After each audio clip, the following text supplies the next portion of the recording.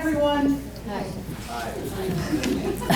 Welcome to Speaker Night at the TR Site. My name is Lenora Henson, and I'm the Deputy Director Curator here at the site. On behalf of our board and our Board of Trustees and our staff, I'd like to welcome you to Speaker Night. Especially like to welcome Jackie Albarella, who will be talking to us about presidential photographers this evening. Speaker Night, as you probably know, is our opportunity on the fourth Tuesday of most months to invite experts to come and help us think about some of the issues that were important during TR's presidency and continue to be relevant today. The TR Site Speaker Night series is made possible by the generous support of M&T Bank as well as the New York State Council on the Arts, or NYSCA. And we thank both of those groups for their generous support. I should mention that NYSCA's support has enabled us to record most of our speakers, not only this year, but also the last few years. So if you've missed any of them, I hope you'll check out the recordings on our YouTube channel. As I already mentioned, we're lucky to be joined this evening by Jackie Albarella. Usually she's behind the camera, but this time she's going to be in front of the microphone, or back of the microphone. Jackie is an award-winning documentary filmmaker, artist, and gardener. Her photography has been exhibited throughout the country with one-woman exhibits at the Birchville Penny Arts Center in Buffalo, WNED-TV Horizons Gallery, the University Women Association of Rochester, and the gallery at the Buffalo Niagara International Airport. Her documentaries have dealt with the issues of homeless women and children, group homes for the developmentally disabled, and the Special Olympics. Her latest documentary, which aired on WNED Buffalo Niagara, is a companion piece to her book, Restoring Louise Bethune's masterpiece, The Hotel Lafayette. Both with photographs and interviews, the restoration of architect Louise Bethune's masterpiece. Her many awards include the New York State Broadcasters Award, National Telly Award, and the National Garden Writers Association Award for Broadcasting.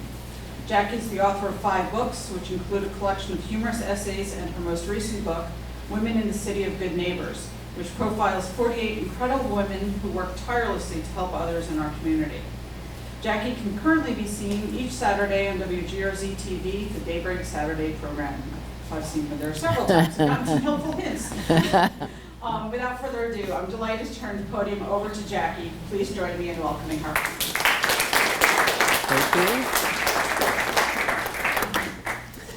Thank you, everybody, and good evening. So tonight we're going to hear a little bit about presidential photographers.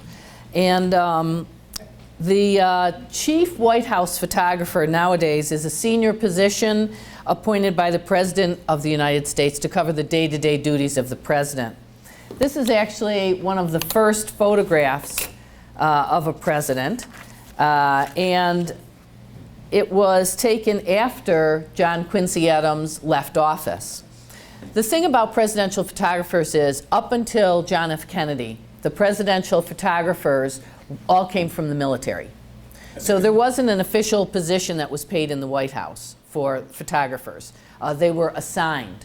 And early on, during Theodore Roosevelt's time and the earlier eras, there really wasn't photos taken of the presidents doing their day-to-day work. The photos we had of presidents were kind of the presidents at various events. And the photo was taken because the president was at an event. Here is one such example. Wait, it's here, but it's not there, so what am I doing wrong? See, I do moving pictures, this still thing stuff. Ah, there we go. Okay, maybe it's just a delay. All right. Yes, so this photo was taken at one of the events. And the next photo is Theodore Roosevelt and John Pitcher, who were on mounted horses in Yellowstone Park. So with Roosevelt, there were lots of opportunities to take photos because he was out and about everywhere. But again, it was photographs that were taken by news services or other people who were covering the event. There wasn't an official White House photographer following them. Underwood and Underwood, one of the Underwood brothers is who took the previous photo.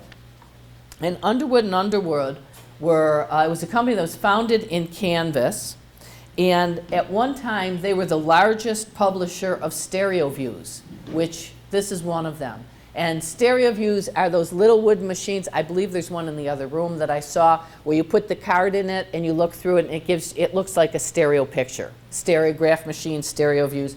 Underwood and Underwood, they were the largest producers of these. And what was interesting, the company got so big they moved from Kansas to New York City. But they also, how they grew so big was they started enlisting college students to help them take pictures of various scenes that they would make their stereo views with. This stereograph talks, and what it says on the side is, evils in the body politic are conquered by courageous resolution, not by hysterics. So also, stereo views always had these little captions on them as well. This next picture is a testament to how pictures and photographs really take on a life of their own. This photograph is actually wrong. This is one of the most famous photographs in politics. The surprise victory of Harry Truman became one of the biggest upsets in presidential history. This photograph was taken 2 days after the president's come-from-behind victory. The president was on his way back to Washington from Missouri when his train stopped in St. Louis. It was in the station where Truman picked up the 2-day-old copy of the Tribune and, holding up the paper which blared the headline, "Dewey defeats Truman," Truman flashed his triumphant smile. On Election Day, the newspaper had been required to go to press earlier than usual due to a printer's strike. Even though not all the votes had been tallied at the time, the Tribune's deadline, editors were confident because of all the multiple polls. Maybe that was like a foreshadowing of things to come. The multiple polls widely favored Dewey to win. So they reported that he had done just that. The Tribune wasn't the only one to mistakenly call the election for the New York governor. In covering the returns, a leading radio announcer informed his listeners that even though Truman was ahead, Dewey ultimately would wind up on top. So you can see that photographs often tell erroneous stories.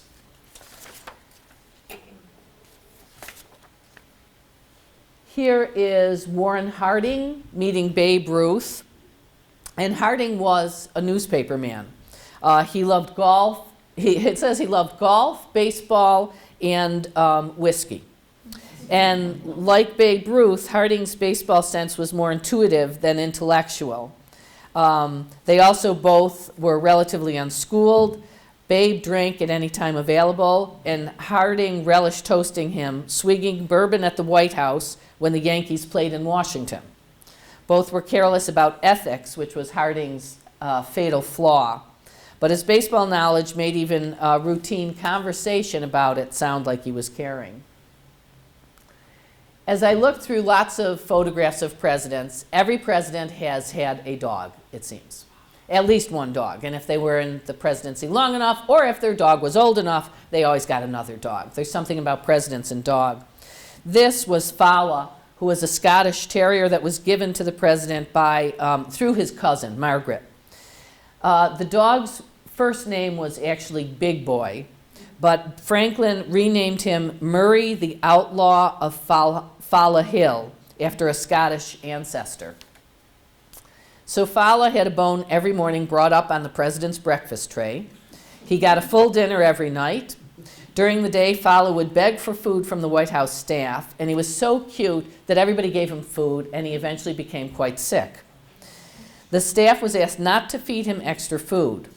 Now at night, Fala slept in a special chair at the foot of the president's bed, and he traveled with the president on long and short trips by train, car, or boat. He, of course, met many famous visitors and he would entertain them with his tricks. He could even curl his lip into a smile for them. He was so popular that he received thousands of letters from people. He even needed to have a secretary appointed to him to answer his mail. One letter from a poodle named Abigail came. Fala chased a skunk once, which was very unpleasant, as you can imagine, for everyone. The poodle scolded Fala for not acting with more intelligence and dignity. And Abigail hoped that Fala would never, ever let that unfortunate incident be repeated. So we move into the Kennedy era, and this was the first time there was an official White House photographer. The White House photographer for Kennedy was Cecil Stoughton, who was a very famous war photographer. And you'll find as we go through the years, more and more war photographers become photographers for the presidents.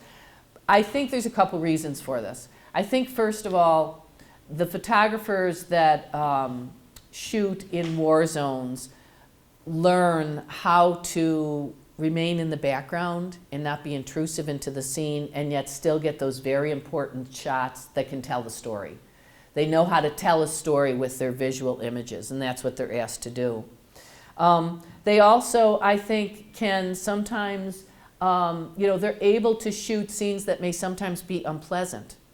They talk a lot, when you're a photographer, they talk a lot about looking through a lens. And when you're looking through that lens, for example, if you're looking through the lens and you're seeing a car accident, you're not emotionally engaged with that car accident, because you're looking through this lens and you're looking at what is my exposure, what is my light level, am I capturing the story? Is this image going to tell the story that I need to tell? So people who shoot in war zones are trained to do that. And they have a very good sense about doing that, and they have a very good sense about what is an important shot to get and what is not an important shot to get. So it made a lot of sense to me that as we started to get photographers appointed as the White House photographer, they came from news organizations, and most of them had experience in wars.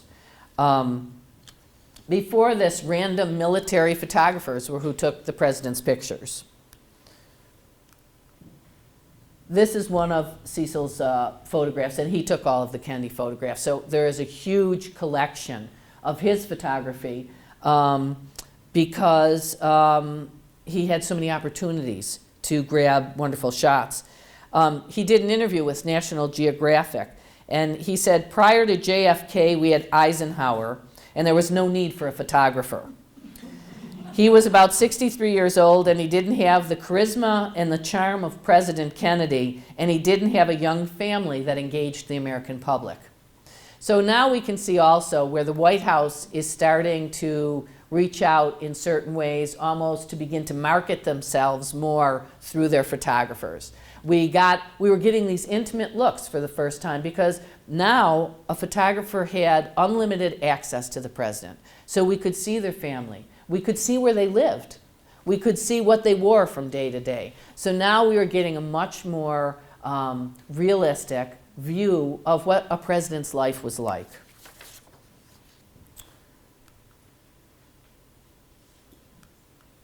Oop, I'm going to go back one. There we go.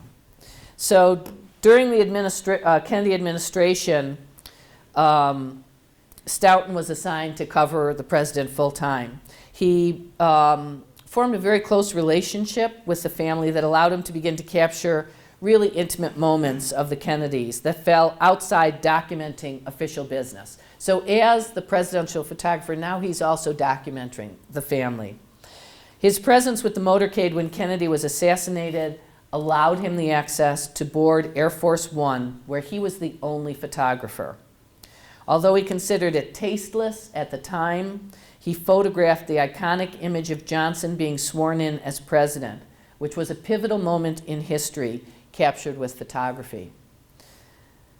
Cecil Stoughton, who was behind the lens for this iconic picture, he was standing alongside Kennedy's widow. And although he stayed on as White House photographer for the next 2 years, he left after that. And this was one of the moments that actually helped him decide that it was time to leave the White House. But imagine, again, I go back to the fact that these photographers are trained in remaining emotionally detached from the scene enough so that they can capture the story that needed to be told. This one picture, I think, in so many ways, told the whole story of what was happening at that time. We could all look at this picture and we knew what the story was because it was visually so important.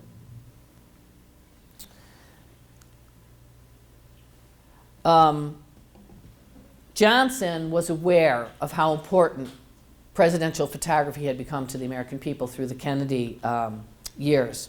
So he hired Yoichi, whose nickname was Oki Okamoto, as the first. He was the first photographer and civilian. So he did not come from the military.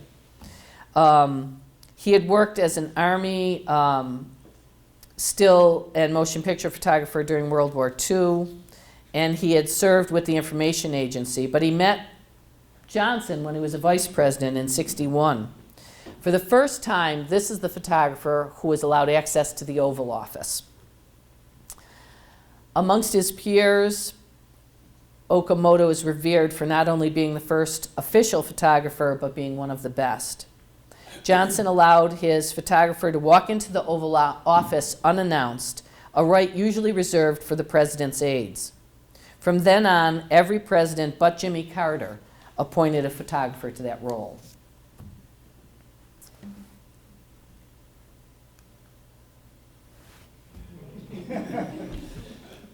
This photo is by Oliver Atkins, who was the chief White House photographer at the time.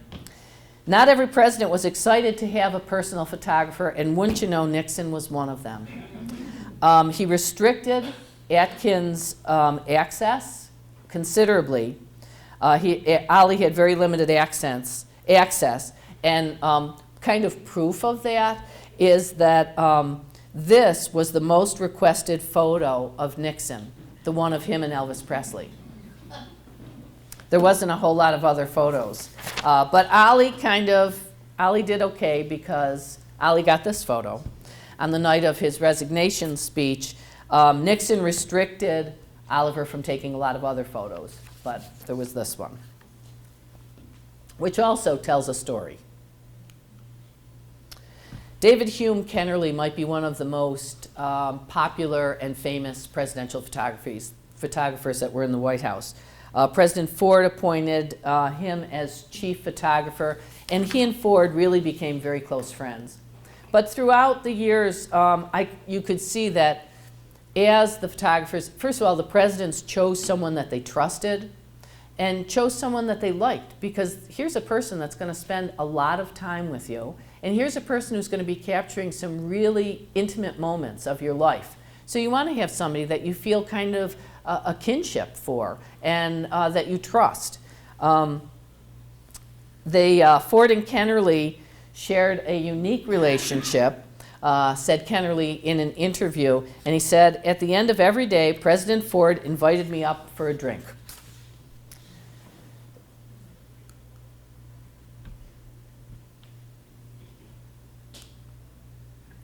Another dog. This dog was named Liberty, and after Nixon, Kennerly was able to take a lot more photographs, and this photograph of Ford petting his golden retriever Liberty is actually one of the most well-known photographs from that era. Kennerly also directed the White House Photo Lab. So remember, we're still in the film days. We haven't gone into digital yet, so we're still in film days. So not only are these guys shooting the photos, but then they're also taking the film back, processing the film, printing the film, sending it out to all the wire services or wherever it has to go, librarying. The film then's got to go be libraried.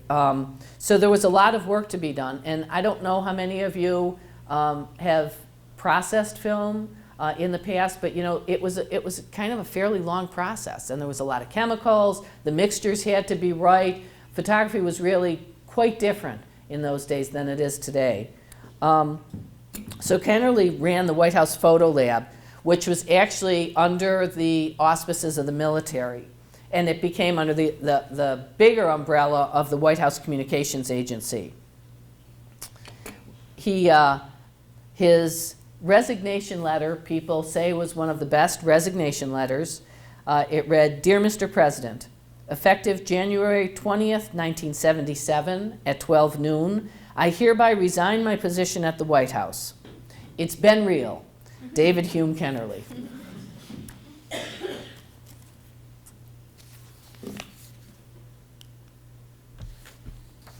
Jimmy Carter offered the job to Stanley Tretic, but was turned down by the photojournalist who stated, "I didn't feel he wanted an intimate personal photographer around him." As a result, Carter did not have a personal photographer, and it was not until 1981 that the official White House photographer position came back.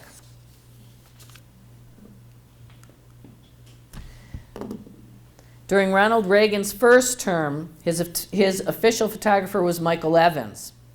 But during his second term, the new chief of staff, Don Reagan, decided all the White House photographers should be on an even level, including Pete Souza, who was a staffer at the time. No one was designated as Reagan's official photographer. Evans, who was leaving his post, was not happy that being succeeded in the proper way, and fired off a telegram to express his disapproval, to which Reagan shot back that he was adamant in his decision.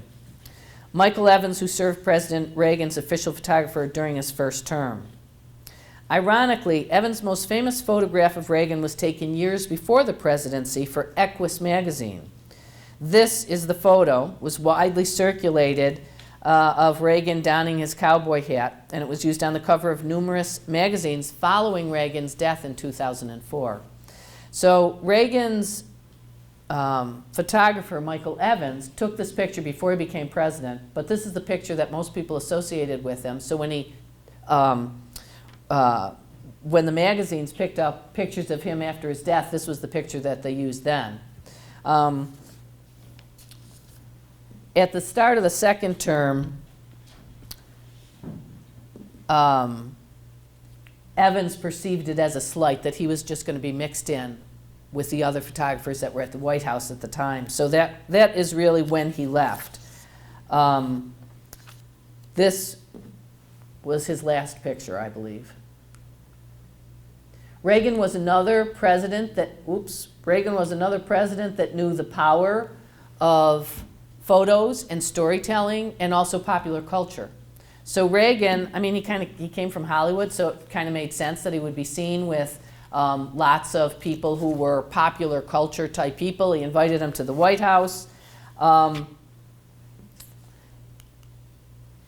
This photograph was also Michael Evans, the assassination attempt. And again, what's interesting, look at this photograph. And what is striking about this photograph too is these photographers are right there. They're as close as the Secret Service is to the president, maybe closer in some instances.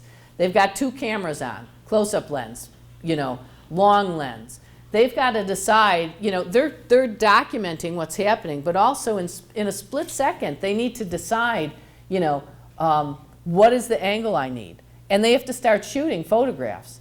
And again, these are the folks that kind of give us the view to what's happening inside our government with our president that we would never have access to. These are the stories, kind of the behind-the-scenes stories that we would never see if it weren't for the photographers that are out there capturing them. And let's think about it from another point of view. As we look at this image, we think about where is this photographer standing and how close did the bullets come to hitting the photographer, who's also right there.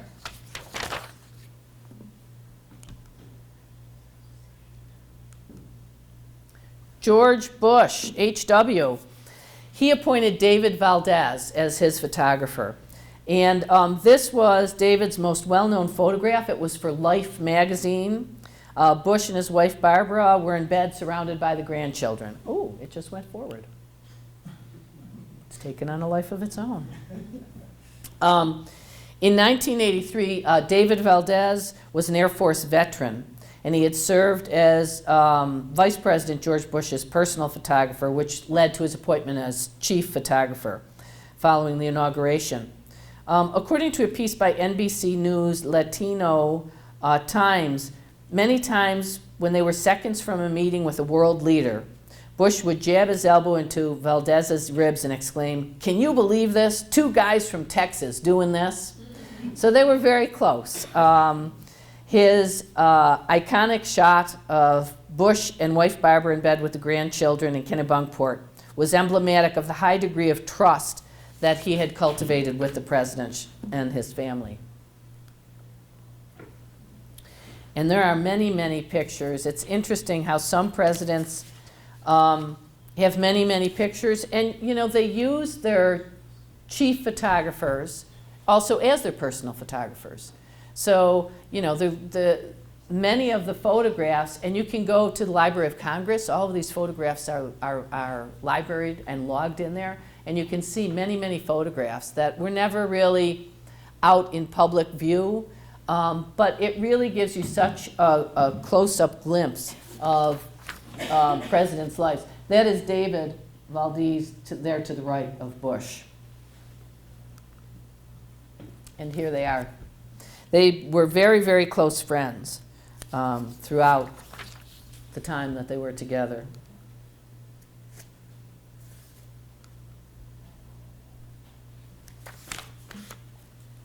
I have many, many captions that I have thought of for this picture.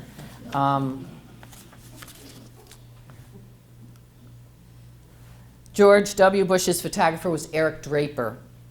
And he bears the responsibility for moving the White House into the digital age. So finally, we're moving into digital film.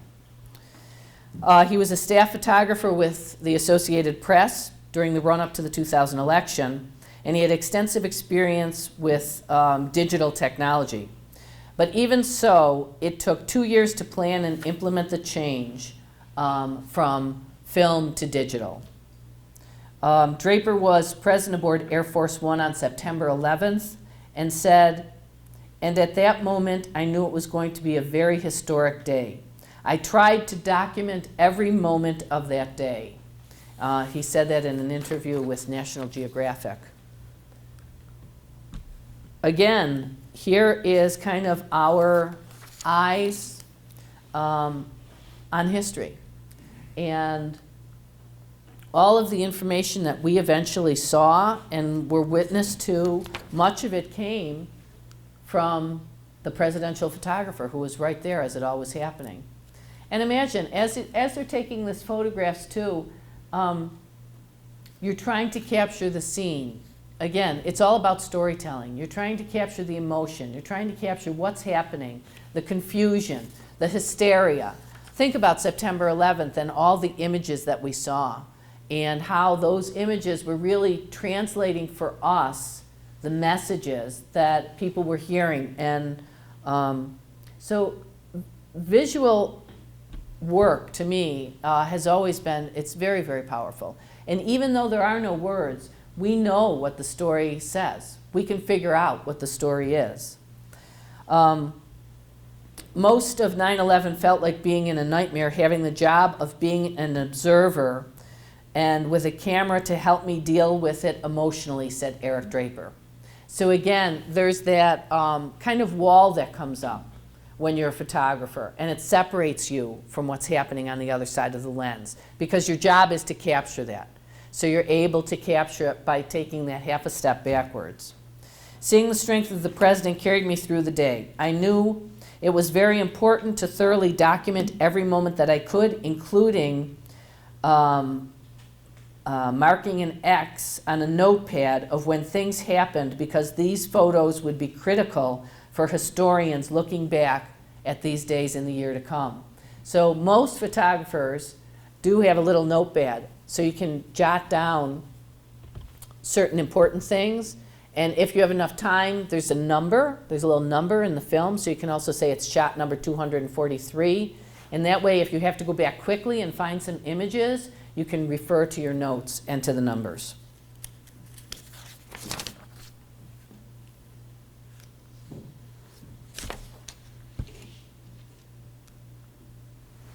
Initially, it seemed that Donald Trump had not picked an official photographer But Sheila Craighead was announced in the news media that would be the official photographer a week after his inauguration.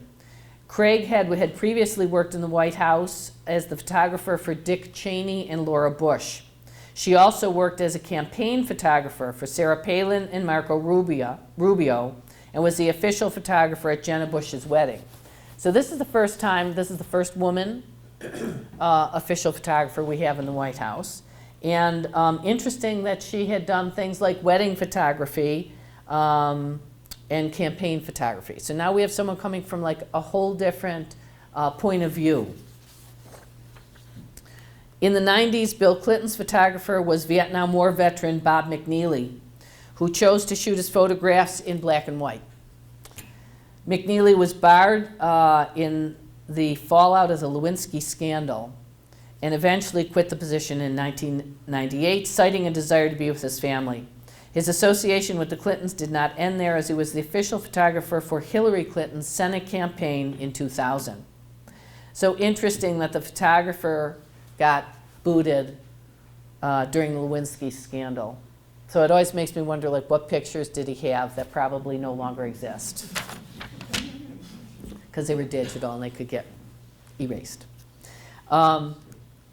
This is by Bob McNeely. In 1994, he talks about how all of it depends on the principal having someone shadowing him all the time, how comfortable they are having someone around. Bob McNeely said Clinton liked having people with him, so it made his job a lot easier because he had full access to Clinton. You catch the action when it is something horrendous or something quite mundane. But whatever it is, it's there for the historian to access information from. I've had an extraordinary life of being in places that nobody could imagine. That was Diana Walker. As the Time magazine White House photographer for 20 years, Diana Walker captured virtually every move of Presidents Reagan, Bush, and Clinton. After starting out shooting amateur black and white photographs of the 1963 Civil Rights March at the Lincoln Memorial and President Kennedy's funeral, Walker had obtained White House and Congress credentials through freelancing for the Washington Monthly. She covered First Lady Rosalind Carter's travels and Walter Mondale's presidential campaign. She eventually took photographs of the Clintons.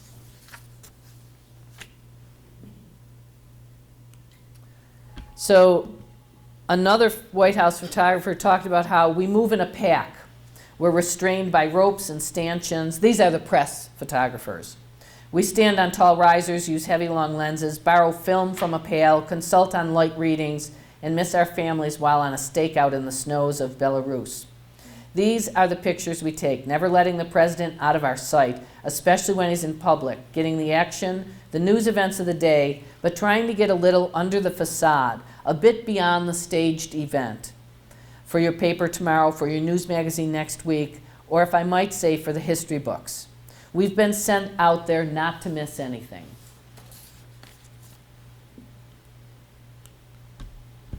Pete Souza took an average of 20,000 photographs of President Obama each month in 2009.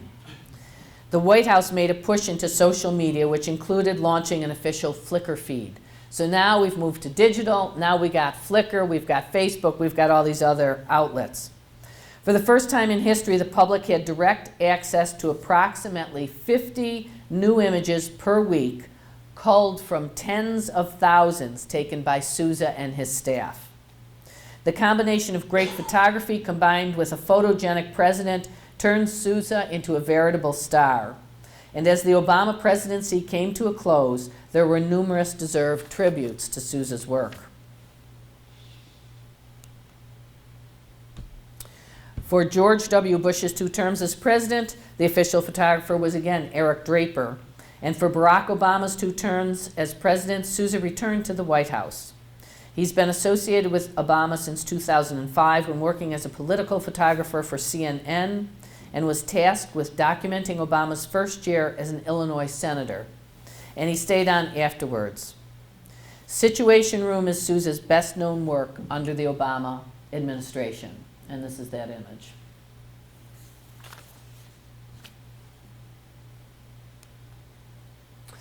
once the White House made its social media push in 2009, and the public could see these 50 new images per week, it gave the staff, now they were looking for different things. So now they were pulling additional images, he and his staff, to send out on the Flickr feed. But again, now we get these beautiful little moments that can be captured, and maybe this moment would have been used before social media, because maybe this would have been one of those moments that wasn't newsworthy enough, or wasn't, telling enough. But now, we take an image like this and we put it in social media, and it has a much greater impact.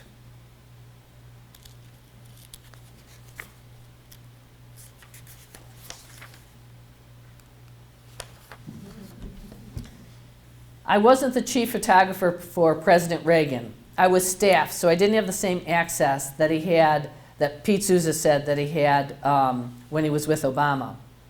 The chief photographer, Mike Evans, hired the staff, and I was one. Because of his prior relationship with Obama, Souza, he had a prior relationship with President Obama, and he didn't have with President Reagan. Reagan was supposed to be 50 years older than me when I first worked at the White House, and now I'm a few years older than President Obama.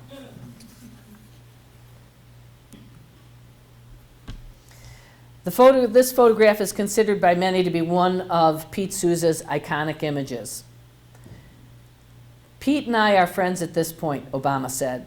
He's seen me on difficult days and he's seen me on happy days. Pete really does feel like part of the family. I feel like the luckiest SOB photographer in the world, says Souza. I'm not going to let these years go by without making the most of it.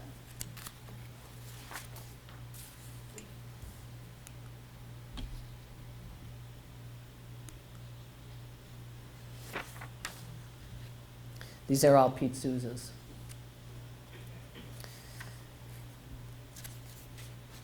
It's early.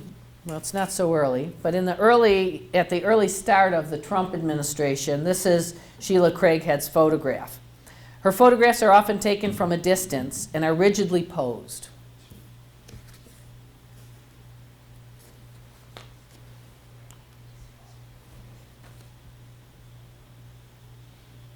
And I'm going to leave it at that.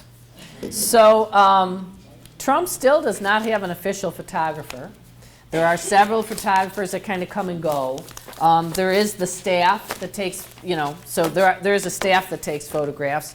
But again, he is a president much like other presidents in the past, Nixon, who are not willing to give total access to a chief photographer.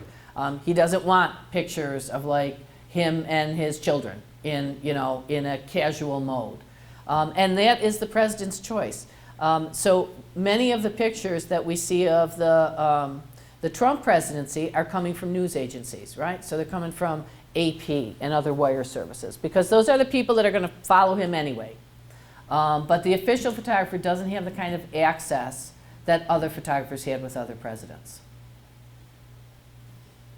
So that's it. Thank you.